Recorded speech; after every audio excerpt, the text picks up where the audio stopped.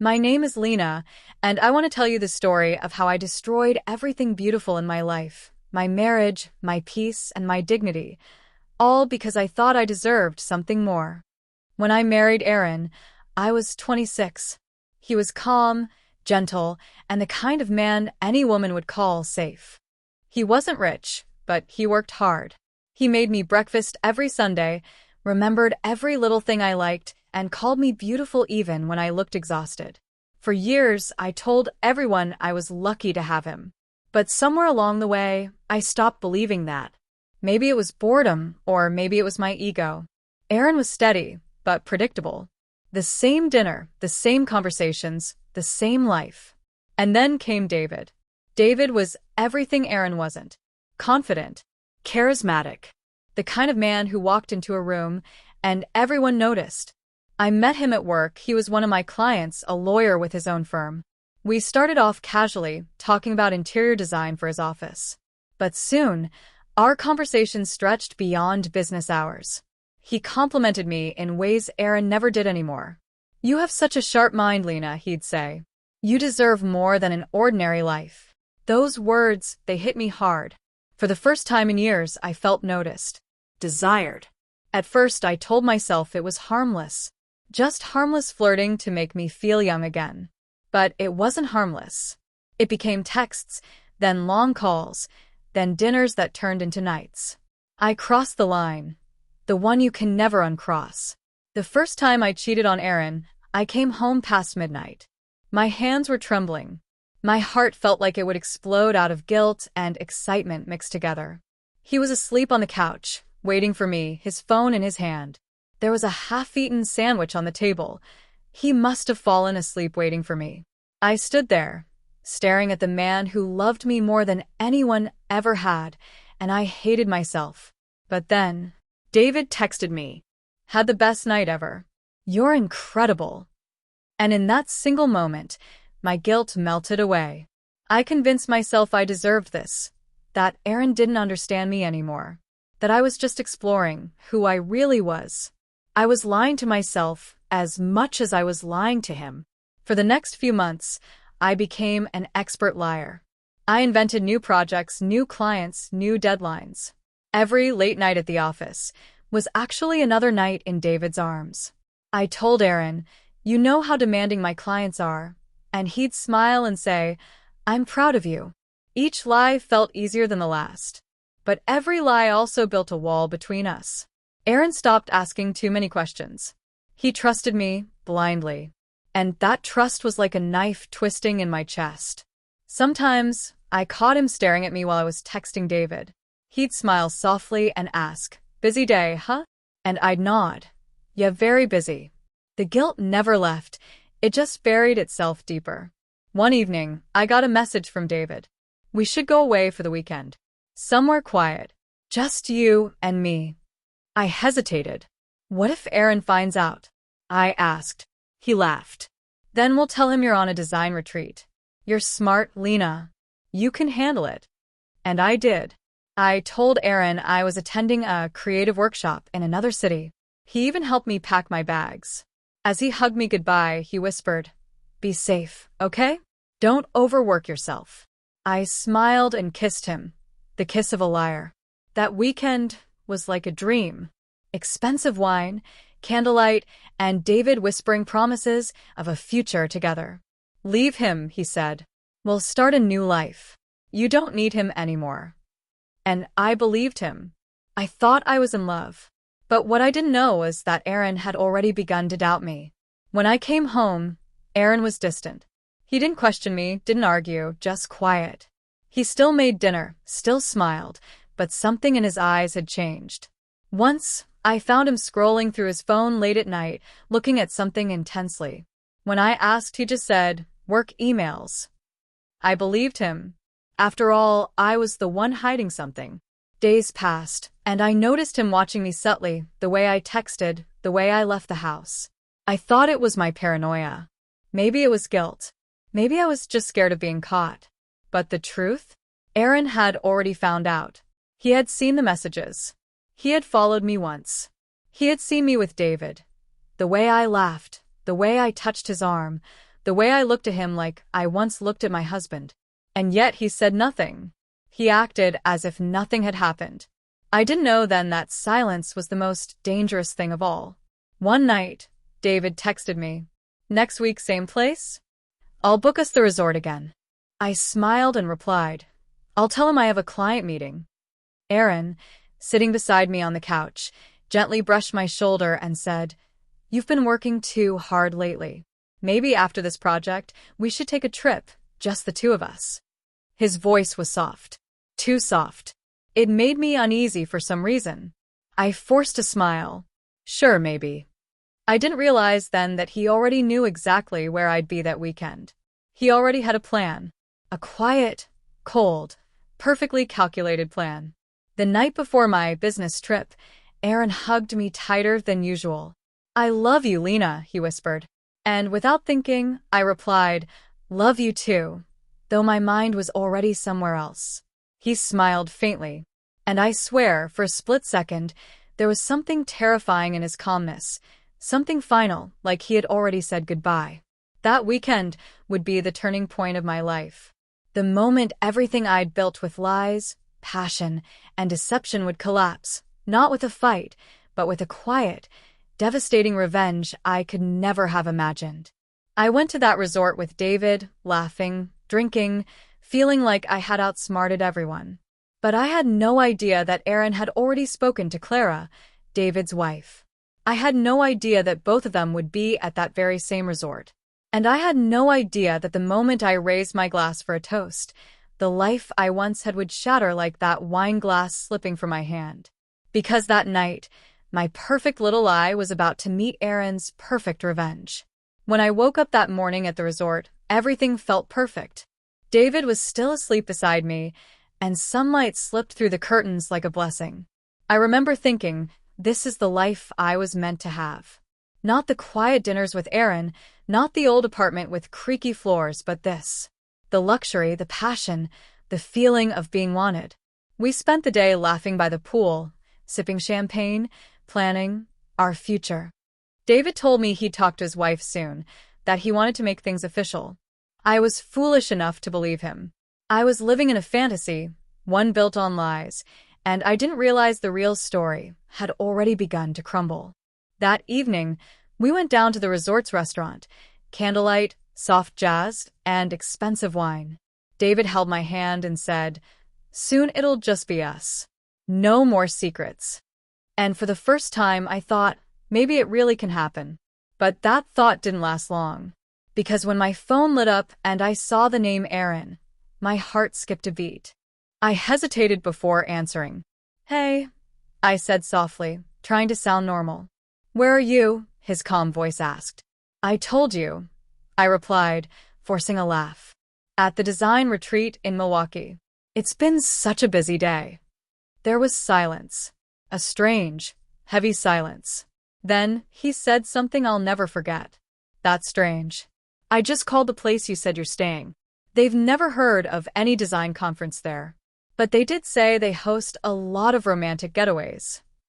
My hands went cold. I looked up, and that's when I saw him, Aaron, standing across the restaurant. And next to him was a woman I instantly recognized, Clara, David's wife. The air left my lungs. David froze, his face turning pale as the blood drained from it. He muttered, "Oh God," under his breath. Clara's eyes were full of tears and rage. Aaron, he wasn't angry. He wasn't shouting. He was calm. So calm it terrified me more than anything. He walked closer, stopping just a few feet away. For a moment, it felt like time had stopped, for people, trapped in one scene, surrounded by laughter and clinking glasses from strangers who had no idea what was happening. Aaron placed his phone on the table and said quietly, "You lied about where you were. You lied about everything. But the lies end tonight." I tried to speak, to explain, to deny, to beg, but no words came out. Clara took a deep breath and looked at David. "You said you were in Madison for a seminar," she said, her voice trembling. "Guess the seminar was about breaking vows?" Everyone in the restaurant was staring now. David tried to say something, but Clara simply turned away, tears falling down her cheeks. She looked destroyed. Aaron, meanwhile, just looked empty. He turned to me, eyes cold but strangely gentle. "I loved you, Lena," he said quietly. "Even when you started to drift away, I still believed in you. I gave you every reason to stay, and you gave me every reason to leave." And then he did something I'll never forget. He smiled, a small, broken smile, and said, "I hope this was worth it." He turned and walked away, leaving me sitting there, shaking, humiliated in front of strangers, my so-called lover staring at me like I was poison. Clara followed Aaron out, both of them disappearing into the night, leaving behind the ruins of 2 marriages. I wanted to run after Aaron. I wanted to scream, to explain, to tell him it wasn't what it looked like, but deep down I knew it was exactly what it looked like.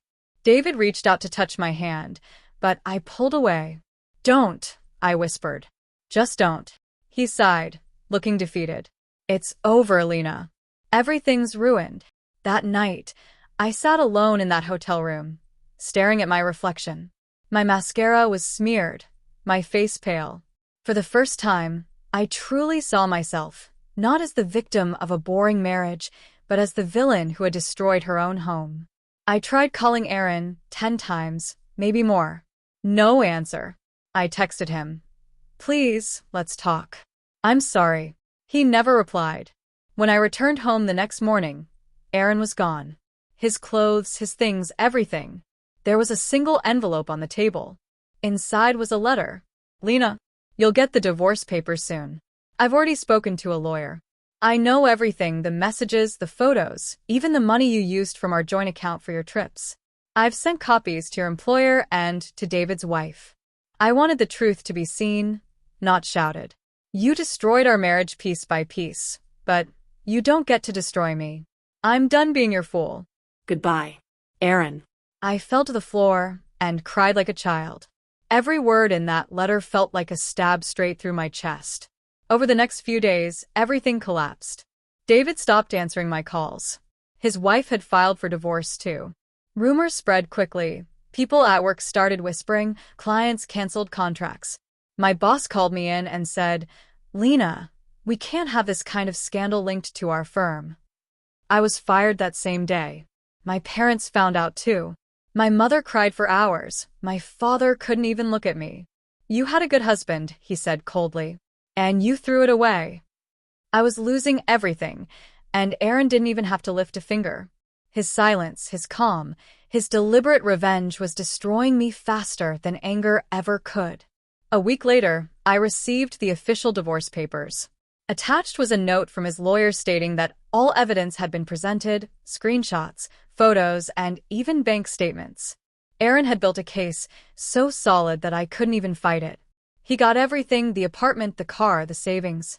All I had left was my guilt and an empty suitcase. I tried calling him one last time, to apologize, to beg, to tell him that I still loved him, but the number was disconnected. It was over. I thought that was the end of my punishment. But I was wrong. Aaron's revenge wasn't just about exposing me. He wanted me to live with what I'd done, to feel it every single day. And he succeeded. A month later, I heard from a friend that Aaron had moved to another city and was doing well. Apparently, he'd even started seeing someone new, a colleague who, according to my friend, helped him smile again. That hurt more than anything. Not because I wanted him back, but because I realized that he found peace while I drowned in my own guilt. Meanwhile, David's life was falling apart too. His wife took their kids and half his firm. He lost clients, reputation, and eventually moved away. He stopped contacting me completely. One day, I sent him a message. "Do you still think we can make it?" And all he replied was, "I've already lost enough because of you. Don't contact me again." That was the day I finally understood what karma felt like. My nights became unbearable. I'd wake up sweating, hearing Aaron's voice in my head, that calm voice saying, "I hope this was worth it." Every time I closed my eyes, I saw his face in that restaurant, not angry, just broken. And that silence, it haunted me more than any scream could have. Sometimes, I'd walk past the restaurant where it all ended, staring through the glass like maybe I could rewrite the past. But life doesn't give you second chances when you burn everything yourself.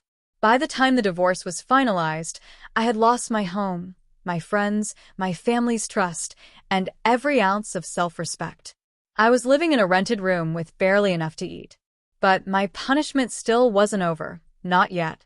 Because Aaron's revenge was about to reach its final, cruel, poetic stage, one that would leave me on my knees, with nothing but regret and a sidewalk for a bed. When the court stamped my divorce papers, it didn't just end a marriage, it ended me. I walked out of that courtroom under a sky that looked gray even though the sun was shining. Aaron was there, calm as always. He didn't even look at me. He signed, thanked the lawyer, and walked away like I was a stranger passing him on the street. That moment broke something inside me. He wasn't angry. He wasn't cruel. He was done. And somehow, that hurt more than if he'd screamed, shouted, or cursed my name. I stood there holding the papers, my own signature beneath his, and realized that everything I'd once called mine now belonged to someone else. The apartment, the car, the life, all gone. And I had no one to blame but myself. In the weeks that followed, I tried to start over. But the world doesn't forget. My boss had already replaced me. Most of my old clients had heard rumors, the designer who cheated on her husband with a married lawyer. No one wanted to work with me. Friends stopped answering my calls. Even those who used to gossip with me over coffee now crossed the street when they saw me. It was as if I had become invisible, or worse, untouchable. My parents didn't speak to me. My mother cried when I showed up at their door. "You've disgraced us," my father said. "You threw away a good man for lust. What did it give you?" I couldn't answer. I just turned and walked away, tears blurring the road ahead. I started selling whatever little jewelry I had left, my wedding ring, my necklaces, everything that once symbolized love or status. I used the money to pay rent and buy food. But the money ran out faster than I expected. And soon, so did my will to keep pretending I was okay. David disappeared completely. The last I heard, his wife Clara had taken the house, the children, and half his firm. He'd moved to another state. He never reached out again. And I didn't have the courage to reach out to him either. He had used me just like I had used Aaron. That was my karma. I had stolen someone's husband, and in return, I lost everything, even myself. There were nights when I sat on the cold floor of my empty apartment, replaying everything in my head. Every lie, every kiss, every "I love you" that was never real. I thought about Aaron, his gentle eyes, his quiet way of loving me, the home he built with his hands and his heart. And I thought about how easily I burned it all. Sometimes I scrolled through old photos of us, smiling, cooking, dancing in our tiny living room. I couldn't believe that woman was me. She looked so happy, so safe. Now, I couldn't even look in a mirror without hating the person staring back. A few months passed, and the landlord finally threw me out for missing rent. I packed my life into a single bag, the same bag I once used for my weekend trips with David. Funny, right? That bag once carried perfumes and dresses. Now it carried only shame. I tried looking for jobs, but no one wanted to hire me. The internet never forgets. The story of my affair and divorce had spread on social media through someone from David's firm. People whispered. Some laughed. Some pitied me. One evening, I went to a cafe I used to love. I had just enough money for coffee.